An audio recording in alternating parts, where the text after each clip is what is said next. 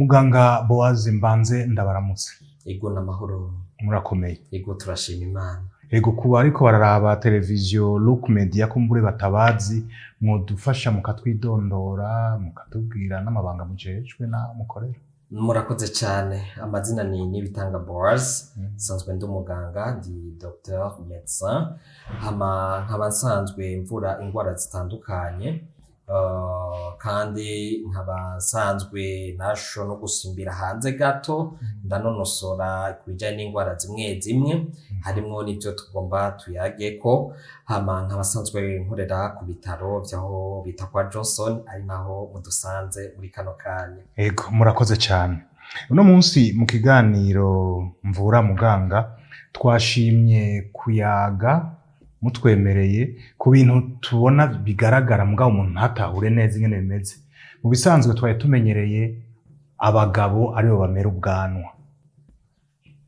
Mbere niyo umugabo adafise ubwanwa ucumengo hariho ikitagenda neza. Mugabo sinzi kuva ryari mugabo muri iyi myaka turimwo canke n'imbere yaho gatoyi haribonekeza abakenyezi ku bwinshi canke abigeme usanga bafise ubwanwa. Muganga bijya bintu biva kuki?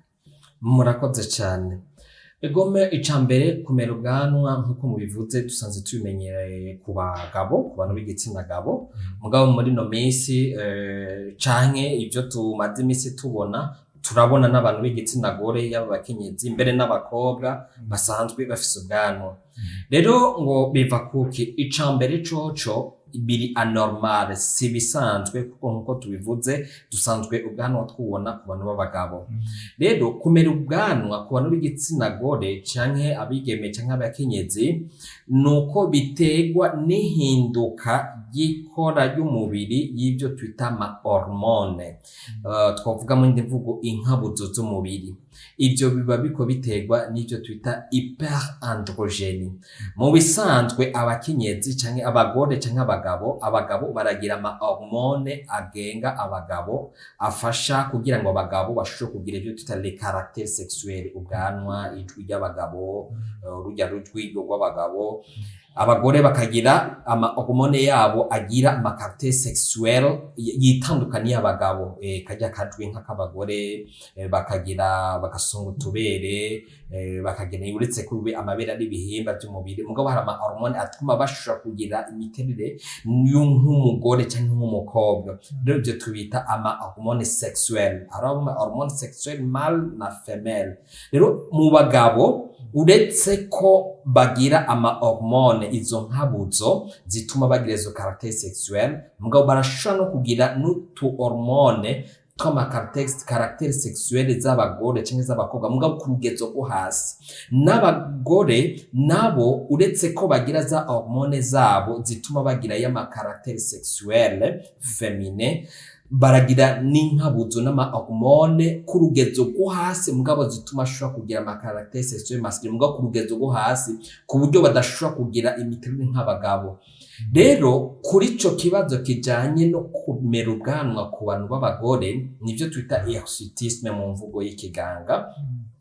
Abagore muri ico gihe babaca bagira za hormone za nkabuzo z'umubiri zari hasi zisanzwe ziri ku rugezo rwo hasi mugabo zigaca ziduga. Zimaze kuduga bagaca bagira rero kumera ubwanwa bidasanzwe nkuko twari dusanzwe tuzi yuko abakenyezi cyangwa ab'igitsina gore atabwanwa bagira. Rero izo hormone twita les androgènes cyangwa testosterone hari umubiri ucuzihingura ku bwinshi, hagaca haba hyperproduction cyangwa production excessive des androgènes y'izo nkabuzo z'umubiri, bigaca bituma umugore cyangwa umukenyezi cyangwa umuntu w'igitsina gore azana ubwanwa kandi bitari bikwiriye ko agira ubwanwa kubera ko yagize za hormone za nkabuzo z'umubiri zatuma umugabo agira ubwanwa. Izo nkabuzo none kugira ngo zihinduke canke zigwire ku buryo umwigeme canke umugore za nkabuzo ziduga kugeza aho amera ubwanwa haba habaye ikini? Biva ku vyo afungura, biva kuho abaye, bigenda gute? Murakoze cyane. Kugira rero izo hormone dusanzwe tuzi ko ziri hasi cyane ku bantu b'igitsina gore ziduge, ziterwa n'imvo zitandukanye. Imvo ya mbere ku bice 70% biterwa n'ingwara canke ikibazo twita syndrome des ovaires polykystiques. Ivyo bisigura mu bisanzwe mu bakenyezi basanzwe bafise udusaho duhingura imbuto z'abakenyezi twita ama ovaire. Rero hari igihe haba iyo ngwara rero izana utuntu tutuvyimbe, iyo syndrome des ovaires polykystiques n'utuvyimba canke uduhute, utuvyimba tuza muri kagasaho kabika imbuto, bigaca bituma haba ihungabana ry'ihingurwa ry'izo hormone. Ko misanzwe za hormone z'abagore zisanzwe ziko zihingurirwa muri ako gace kitwa ovaire canke akandi gace twita glande surrénale. Rero iyo hamaze kuba iyo ngwara yitwa syndrome des ovaires polykystiques, haca haba ihungabana rya production, ugaca usanga hagaca haba ihingurwa ku bwinshi ya za hormone zategerezwa kuba zohinguwe muri quantité insuffisante, zohinguwe ari duke zigaca zihingurwa ku bwinshi. Rero ivyo kandi ahanini rero hamaze kuba iyo perturbation y'ihingurwa y'izo hormone, uca usanga abantu nk'abo canke abakenyezi canke abakobwa bameze nk'uko bagira ibibazo bijanye no kuja mu butinyanka, baza bagira amacycle ari irrégulier. Akenshi umwegere bajya abantu basanzwe bafise ubwanwa bazokubwira yuko bagira ibibazo by'amacycle ari irrégulier, canke rimwe bakanasiba kuja mu ukwezi kumwe canke amezi abiri. Nuko haba habaye ihungabana, perturbation y'ama hormone yazankabuzo z'umubiri zihingurwa na ka gace kitwa ovaire, kubera ko kagize ya ngwara yatumye haba iryo hungabana. Iyo ngwara yitwa syndrome des ovaires polykystiques. Akenshi iyo niyo mvo ya mbere ibitera. Indi mvo ishobora kubitera ni ibijanye na alimentation, kubijanye n'ingene n'imibereho ya misi yose nyene dusanzwe dufungura. Mwabajije uti kubera iki muri no misi tubibona cane, muga mu myaka yeze ntitwabibona cane? Nuko ubu gufungura kw'abubu kuratandukanye cane no gufungura kw'abakera. Uti rero n'imfungurwa izihe bigenda gute? Iyo hyperandrogenie canke ubwo iyo production excessive y'ama hormone twita androgene canke testosterone dusanzwe dusanga ku bagabo, mugabo bigaca ziduga ku bagore, zishobora kuduga mu gihe habaye consommation canke gufungura imfungurwa zigwiriyemo ivyo twita les graisses saturées. Izo graisses saturées ni imfungurwa zigwiriyemo ibintu binuze, nk'akarorero inyama zinuze, amagi, amata. Rero ivyo nk'abasanzwe bazifungura ku bwinshi bica bituma umubiri ugwirirana n'amagraisse saturée, ivyo bigaca bituma les androgènes, izo hormone twita androgène aduga, bigaca bitera kimwe mu bishobora gutuma umuntu w'igitsina gore ashobora kumera ubwanwa. Iyo n'iyindi mvo iri mu bituma. Rero muri ico gihe hari igihe ushobora gusanga biri kubitegwa na alimentation n'ungene umuntu afungura, cyangwa ugasanga biri kubitegwa na ya ngwara ya syndrome des ovaires polykystiques ifata ka gace kagasaho kahingura imbuto canke kabika imbuto z'abagore, bigaca bituma umuntu agira ico kibazo. Canke agati gace gahimba kitwa glande surrénale kakagiramo natunyo tuvyimba, bigaca bituma haba ihungabana izo nkabuzo z'umubiri, umuntu agaca agira ikibazo cyo kumera ubwanwa ari umukenyezi, kandi twategerezwa kubona ubwanwa ku bantu b'igitsina gabo. Eko, murakoze cyane. Muratubwiye ko mu mvo zituma ivyo biba harimwo ivyo umuntu afungura. Turazi twese yuko uko abantu bafungura no munsi tariko bafungura mu myaka iheze. Mbega ko ivyo gufungura vyahindutse, no kuvuga ko tugiye kwitega kubona abakobwa n'abafasoni benshi bafise ubwanwa, nta ngaruka bigira? Murakoze cyane. Bivanye na alimentation cyangwa gufungura ko muri no myaka, mwitege ibintu vyinshi bituma haba ihinduka ry'ama hormone. Uretse no kuri iki cy'ubwanwa, ari ibindi bibazo biterwa n'ihinduka ry'ama hormone biva ku mfungurwa. Nivyo twitege abenshi bashobora kugira ibibazo byo kumera ubwanwa, canke bakagira ibibazo bijanye no kuja mu butinyanka, canke bakagira ibibazo byo kutabona n'ubutinyanka, bigaca binatuma mbere bashobora kugira ikibazo cyo no gusama imbanyi. Ego bivuye ku vyo dufungura. Ego rero ico mucitege cane kuko muri no myaka ibivanye n'iterambere imfungurwa dufungura biciye mu mahinguriro bikaza bizana bimwe mu bihungabana ikora ry'umubiri na cane cane mu ihingurwa ry'izo hormone canke inkabuzo z'umubiri bigaca bituma bimwe muri fonctionnement canke mu ikora ry'umubiri bihinduka.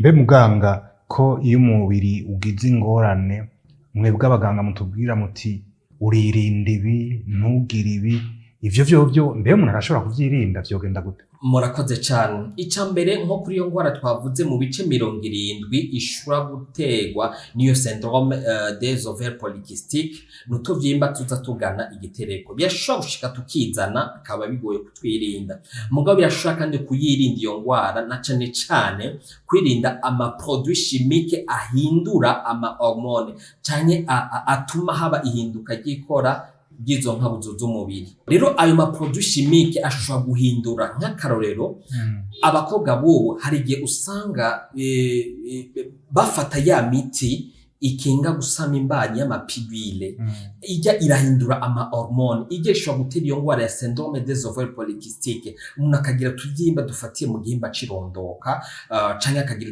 utuvyimba dufatiye muri zo ovaires bigatuma haba ihungabana ry'ayo ma hormone.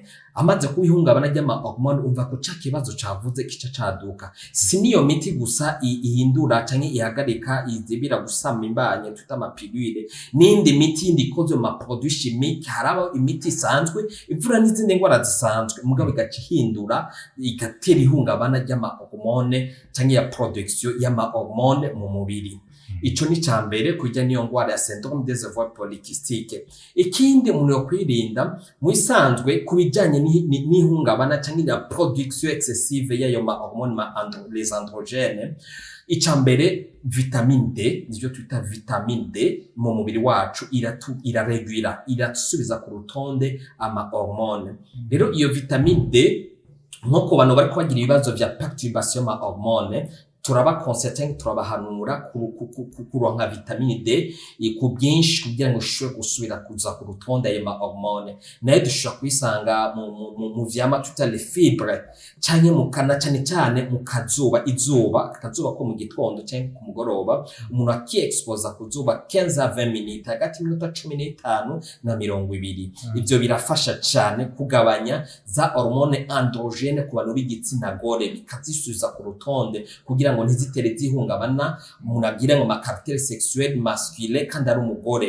Rero ico ni kimwe. Ikindi kugira imyimenyerezo y'umubiri activité sportive kugira sport birafasha cyane régulation y'ama hormone gutuma ama hormone asura ku rutonde turi no kuri zo androgene ku muntu w'igitsina gore agira sport cyane zaniza ariko ziduga anormalement mu buryo budasanzwe ko ibitari bikwiye kuduga agira sport zirasubira ku rutonde. Rero ivyo ni ibintu novuga ko mu bashobora kubyirinda babikoreye ko bishobora kubafasha cyane.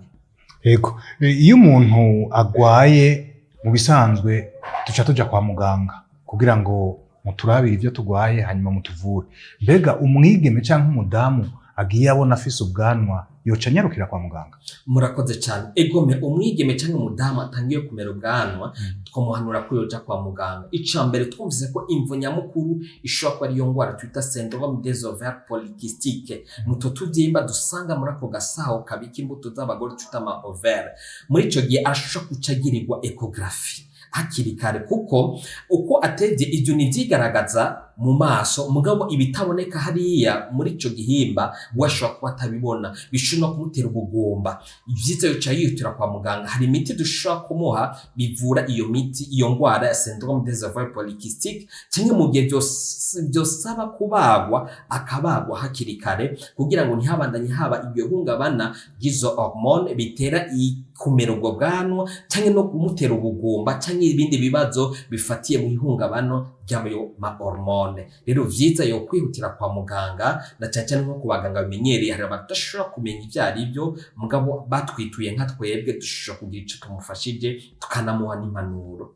Ego muganga turiko tuvuga ku bigeme usanga bafise ubwanwa mwadusiguriye yuko hari ama hormone mu bisanzwe yategerezwa kuba ari ku bagabo hanyuma yagwiriye ku bagore agatera izo ngorane. Mbe birashika abagabo nabo ama hormone y'ikigore akaba menshi iyo bishitse bico bigenda gute?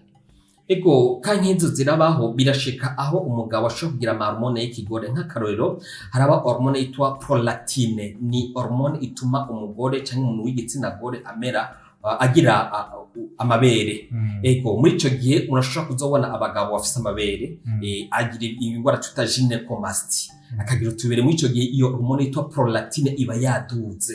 Ego kankizo zirabaho kandi cane gose. Nawe nyene acavugwa co kimwe n'umwigeme yameze ubwanwa. Ego muri ico gihe tuca dusubiza izo hormone ku rutonde turagira igipimo tukadoza tukaraba iyo prolactine muri iwe musanzwe umubiri usanzwe wihingura prolactine ku bantu b'abagabo nubwo tubisanga ku bagore mugabo ku bwizo bwo hasi. Rero muri ico gihe agira iyo gynecomastie iraduga cane iyo hormone gacitera ico kibazo nayo mpamvu hari abadamu canke abakenyezi nyuma kwibaruka basanga utwana twayo tutuyoya bafise utuntu tutubere tuvyimbye kenshi baje kwa muganga bafise ubwoba tubabwira ati izo ni za hormone za mama wiwe nyuma yo kuvuka zikimurimwo zica zizana utubere bakagira utu twita gynecomastie mugabo uko imisi itera yavansa itera imbere ya hormone prolactine kuri kakana k'agahungu canke k'agakobwa nyene zitera zigabanuka akasubira kumera neza atatubere tuvyimbye ngaho imbere ni kubera iyo hormone yitwa prolactine.